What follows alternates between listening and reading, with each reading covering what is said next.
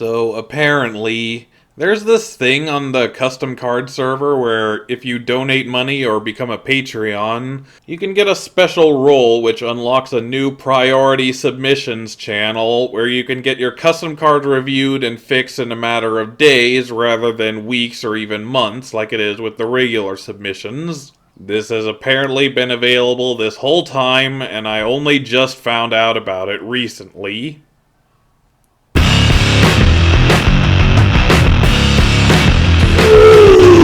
Well, that was fucked up, but at least we got that cleared up now. I could have gotten through this a lot sooner, but better late than never, I guess, so I'll let it slide. Anyway, in case you missed the last installment of this series, this is the corrections episode where I fixed my horrendous mistakes from deck doctors to make the support more balanced with the current game. I'm only human, so while I try to make the new support fair, sometimes things slip through the cracks and I need to adjust a few things. So let's go ahead and check out some of these adjustments. As with last time, I'm going to try and go in order from least to most changes to get some semblance of structure to this video. So by that definition, we'll start with Burning Abyss, since they only have one change to them, but it's a rather significant change, and that is that the whole wave of support has been dropped completely.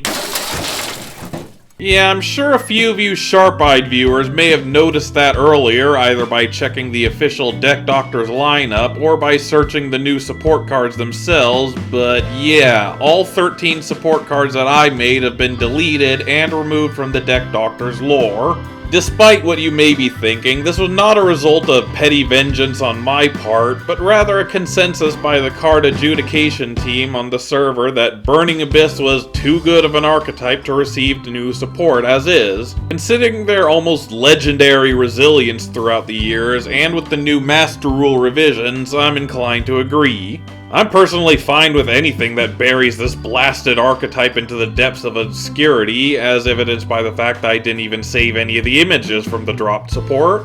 I'm as done with this archetype as Konami was with Entities. Spoilers, those are on the list too. Moving on to the next one, I want to do something I meant to do in the last episode, but for whatever reason forgot to talk about in said episode. Address new official support for an archetype I already covered. I'm sure you all know where this is going, so let's just go ahead and bite the bullet and talk about Dragon of Red Eyes. You may be expecting me to say that Dragon easily makes Red Eyes viable as an archetype since they now have an amazing boss monster to work toward.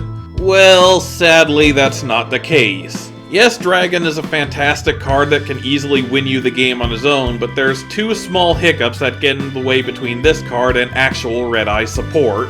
First is that it requires Dark Magician as material more than it does Red Eyes, and splashing Dark Magician into Red Eyes decks is just asking to brick 9 times out of 10. Second is the fact that literally any deck can easily make Dragon, since almost any 2 monsters can make Verde Anaconda, who can then copy Red Eye's Fusion to make Dragon using materials from the deck for free without the restrictions that Fusion normally has. With that in mind, nobody in their right mind would bother using this in a Red Eyes deck when they can play an actually good deck instead. Granted, the OCG has already limited all 3 of these cards, which by the way will do jack shit to stop the engine since most decks will run only 1 copy of each anyway, so there's a chance we may end up seeing something similar when this comes our way. That's about all I had to say about Red Eyes since they haven't received any major changes since the last time, but I wanted to get that out of the way now so that people don't yell at me in the comments for forgetting about it. Moving on, let's go ahead and cover the ninja support.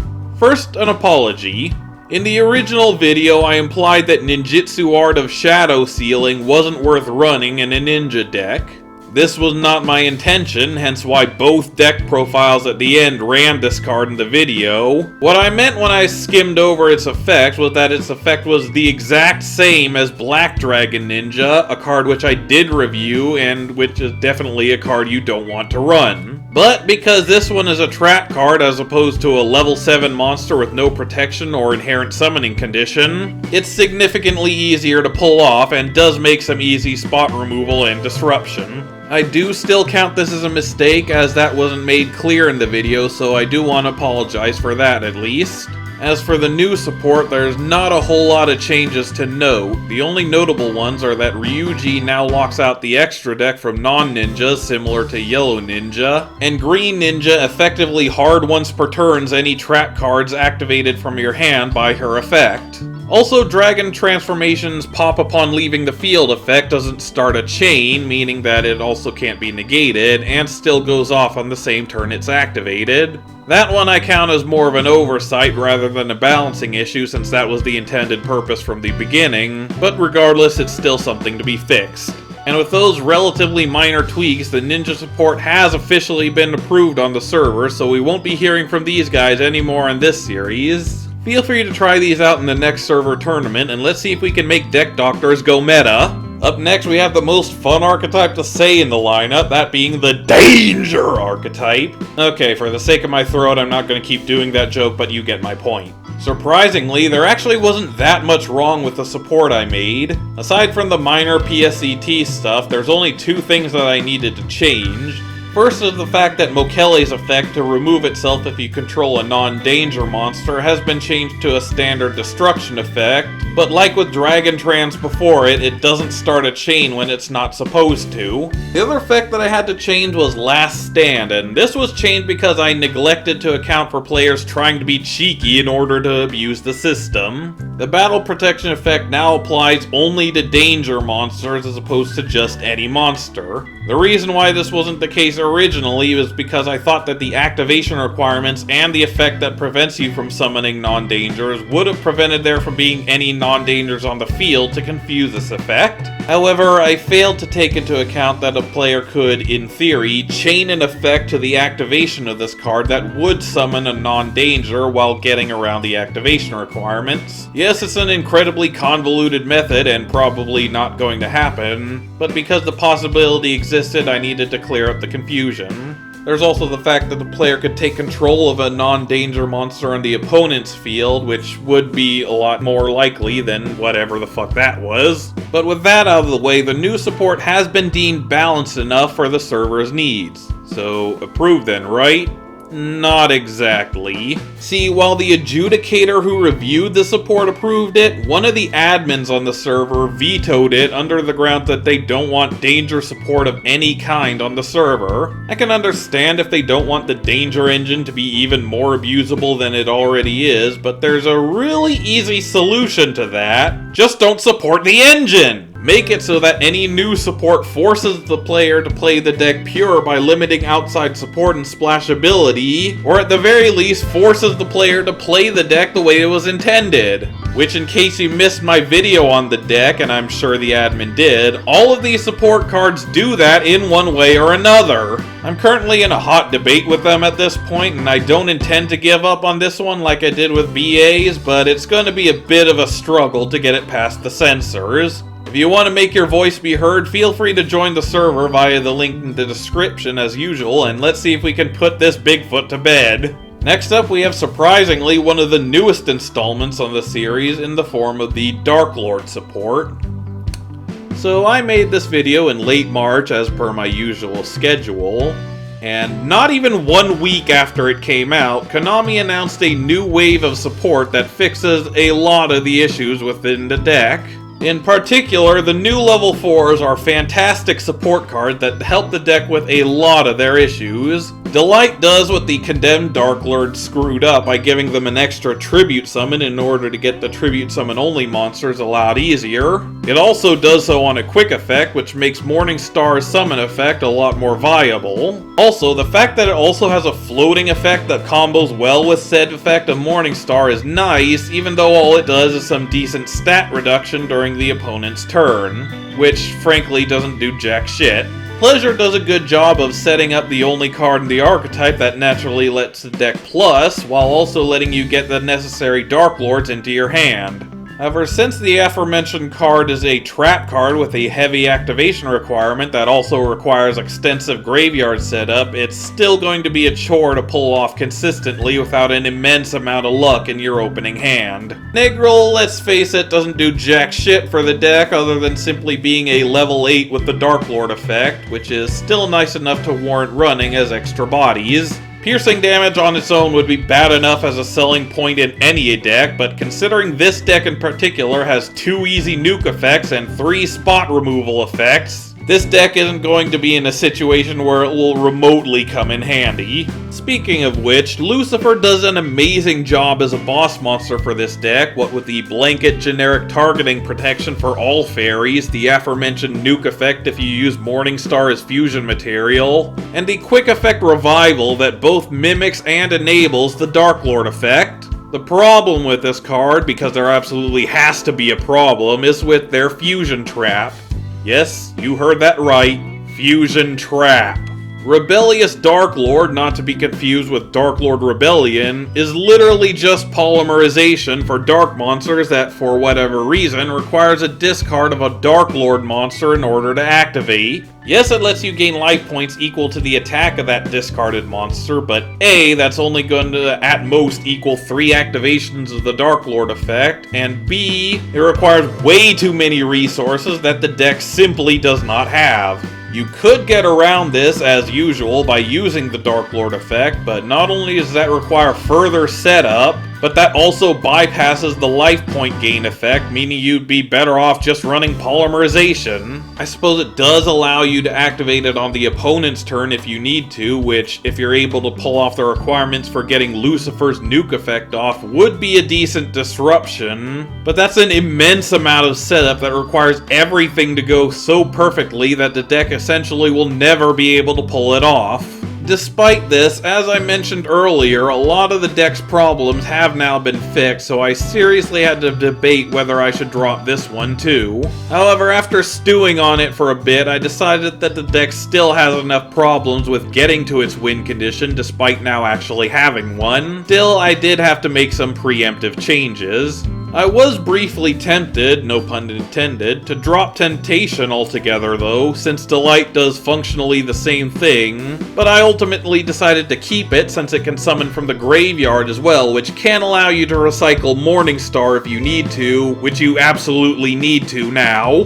It's also a spell card which can see a lot of use with the Darklord effect, making it more accessible than Delight's effect. I also considered updating ARCEDIA a bit since we'll now have 2 level 8s with the Darklord effect, but I decided to leave him as is also since NEGRALI is mostly used for his body, while ARCEDIA does something with his discard, plus the more level 8s the deck has, the better. I did, however, end up tweaking the 2 extra deck monsters a bit.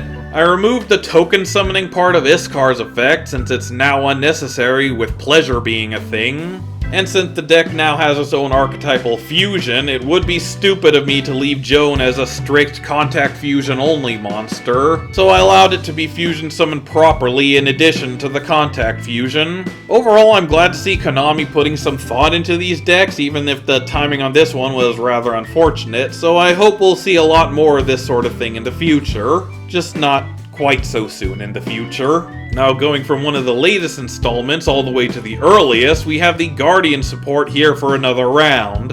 First, let's get the one you already know about out of the way, Celtic Guardian keeping his original name, but having a name clause that excludes it from this archetype. I thought for sure that this one wasn't going to be that much of an issue since nobody would try playing it even if it was a Guardian, but apparently I neglected to take into account the sentimentality factor attached to the name Celtic Guardian. That's literally the only reason I can think of for the adjudicators being so insistent on keeping the name as is, which is dumb, but I suppose I can allow for a little bit of nostalgia. Halakti knows it wouldn't be the first time. Other than that, let's see. Arsenal Hall got changed up a bit. I ended up updating the artwork because the old one was apparently too similar to Pot G's artwork. I thought that mirroring, stretching, and filtering the image would have been enough, but evidently not.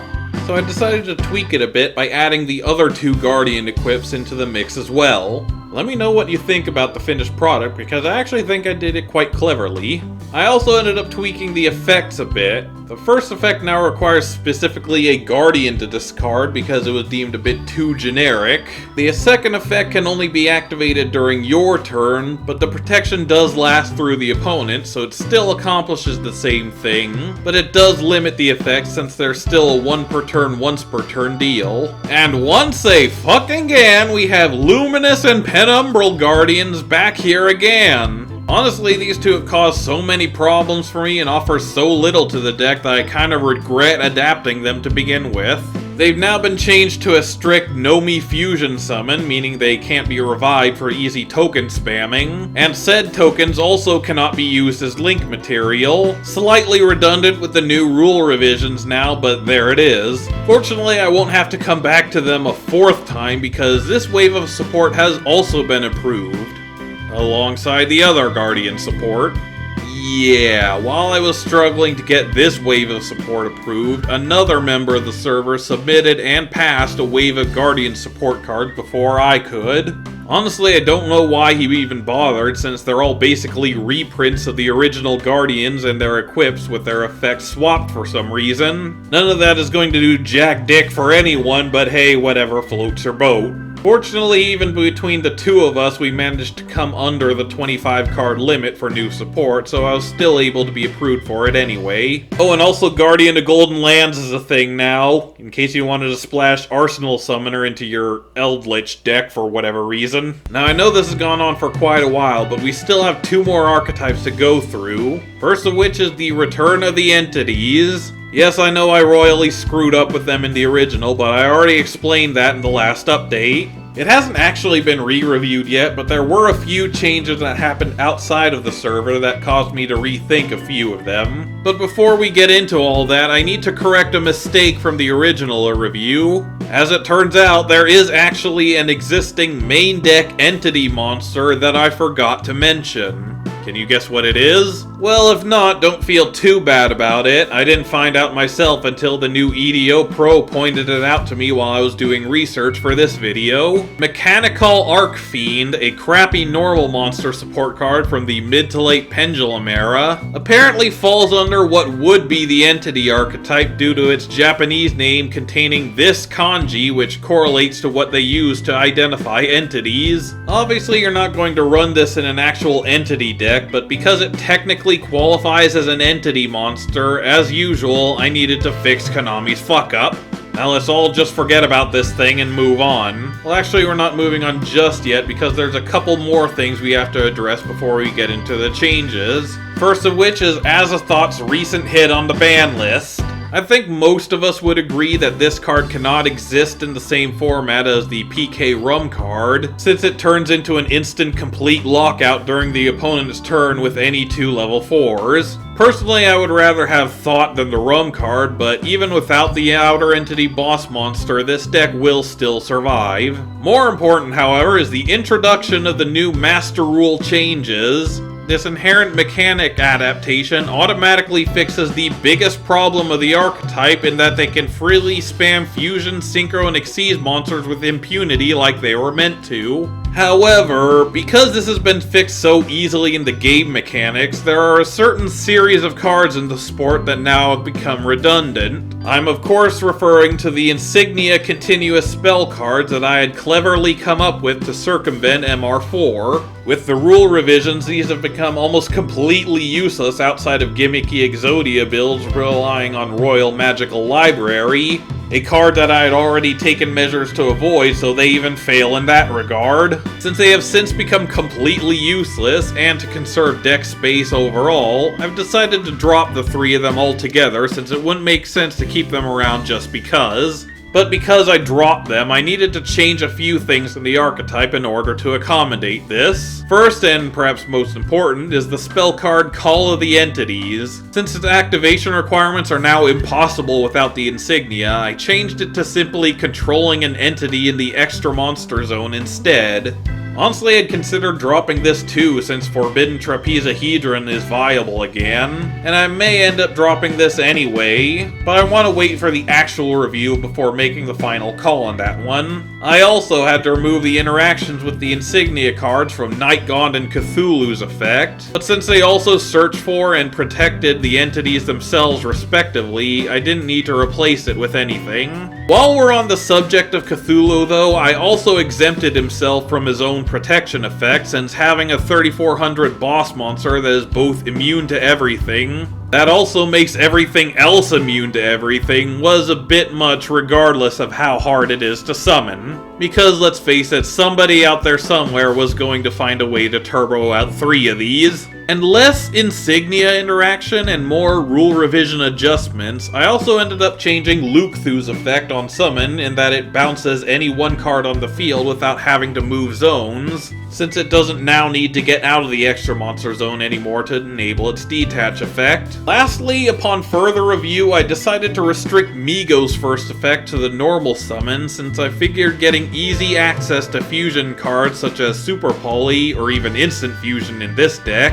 was a bit too powerful without restricting it in some way. I also changed that effect to a hard once per duel while changing the level modulation effect to a soft once per turn in order to help balance it a bit more as well. Again, this is yet to be reviewed a second time, so this was my decision to make it a bit fairer. And with that, that's all the changes to this support that I had. Hopefully there won't be any more major changes between now and when I can actually get this reviewed, so I can work on this getting approved. And last but certainly not least, we get to my personal favorite, the Mayakashi archetype. Starting with the existing support, Yukiona the Absolute Zero Mayakashi is a great boss monster for the archetype, even if I do still begrudge them for once again taking the lazy route and designing support for this archetype. The questions in the lore are brought up yet again in the artwork, with her now wielding the Frozen Sword of Skill Saga after the events in manuscript, without addressing what happened between these two cards or even what led up to that event to begin with.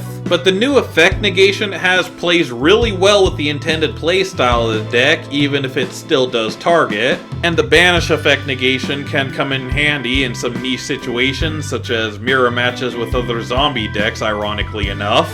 It's nowhere near enough for the deck to see play as it is, but at least they finally got something they can work toward. On the other hand, Mayakashi Mayhem is yet another back row card for this archetype that looks good on paper but does fuck all in practice. The fact that it can activate even during the damage step is nice, but let's take a look at what it actually does. The draw effect is always appreciated, and the monster removal can come in handy in some niche situations or matchups if you're lucky. But the burn effect is one of the most redundant effects they could have possibly chosen for an archetype like this one. The back row search effect could have been good in theory, but due to this card being a trap card, this means that it's going to go off on the opponent's turn more often than not, where the card you just searched is going to be a sitting duck for your opponent to get rid of. This wouldn't be a problem in the case of Winter since it has a graveyard effect, but aside from that, the only back row they actively run is Return, which is going to be all but useless by the time you get this thing going and pull off the requirements needed to search with it. If they had more back row worth running, or if this had been a continuous spell instead, this would have been an amazing card for the deck, but since neither is true, I just wouldn't bother with it. With that out of the way, let's get to the custom support, because there is a lot of changes we need to get through. First of all is my own, much more creative Link 4 boss monster, KAPPA. Since AZ Yuki is a thing, and also considering the counter trap and outside support like Ballardrock, I decided that having yet another Omni negate was a bit overkill, so I decided to change that effect so that it only negates back row, since AZ Yuki can handle the monster effects easily. This was my decision to do so, but it was something that was pointed out by the adjudicator, so I wanted to err on the side of caution for this one, since again I might be a little biased when it comes to this deck. The rest of these changes were made by said adjudicator, so for any fans of this support, don't blame me on these. To start with, let's take a look at the other aquatic Mayakashi, Kawako. I'd intended to keep this effect as a non-once per turn in keeping with the other tuners in the archetype. However, because said tuners exist, namely Daki, the power ceiling for the deck is high enough as it is, so they don't need to circumvent their costs completely with this card. So I ended up placing a hard once per turn clause on the effect. That way it still does what it was intended to do, but without being able to loop it constantly. I mean, you could just as easily do it once per turn, but that's still slow enough that it'd be at least fair. I also had to make changes to the feline Mayakashis as well. Maneki's token spamming effect has now been tied to its summon as opposed to being able to activate it whenever. Specifically, it needs to be either normal summoned or special summoned by the effect of a Mayakashi card in order to trigger the effect. Nekomata, on the other hand, has a completely different effect. I was always hesitant about sending a Mayakashi to draw one since that's what winter is for. So in order to make it a bit more distinct, I changed the effect to instead target a monster you control and give it an attack boost equal to the attack of the sent monster. This way you have the option of getting rid of the superfluous Daki for an average, if permanent, 1000 attack. Or you could even do something crazy like stacking Gasha's 3300 onto AZ for a 6200 attack boss monster in order to swing for the fences. I feel a lot better about this effect over the previous one, so I'm excited to see how this one will turn out. Interestingly though, the Playful set, which I personally felt were the best of the lot, were left surprisingly untouched in making these changes. I guess my methods of balancing these cards is very selective for some reason. Now we have just 2 more changes to go over before we can put this one to bed, the first of which being Final Gesture. Not only was the ability to turn any non-tuner Mayakashi into an archetypal Ibli a far cry from what the deck was meant to do, it was also a bit too powerful and allows for a lot of OTK potential given that it can also summon them in attack position, which I do agree is a bit much. So I decided to remove the ability to summon to the opponent's field, but since its utility was severely diminished, I decided to compensate by making its cost a bit more accessible in that it now takes from the graveyard as well as the banish pile. It's not the most useful thing to run anymore, but a quick play monster rebone could be a good recovery tool if you don't end up using it to build a board in the first place.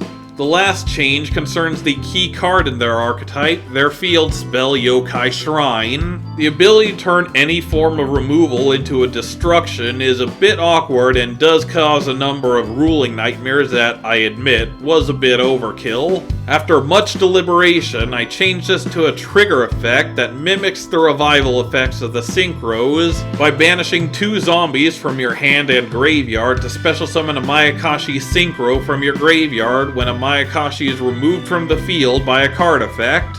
It doesn't protect against the likes of Kaijus and Super Poly, and it is a hard once per turn now, so it only works once. But to be honest, it was a struggle to get even this past the adjudicator. For some reason, they were insistent on keeping the archetype's weakness completely intact so that they could still lose, even though in this case it's less of an Achilles heel and more of a glass jaw. Even with all these changes though, the deck still hasn't been approved on the server yet, but I'm confident that when I get around to resubmitting them, they should be able to pass their next check relatively unscathed.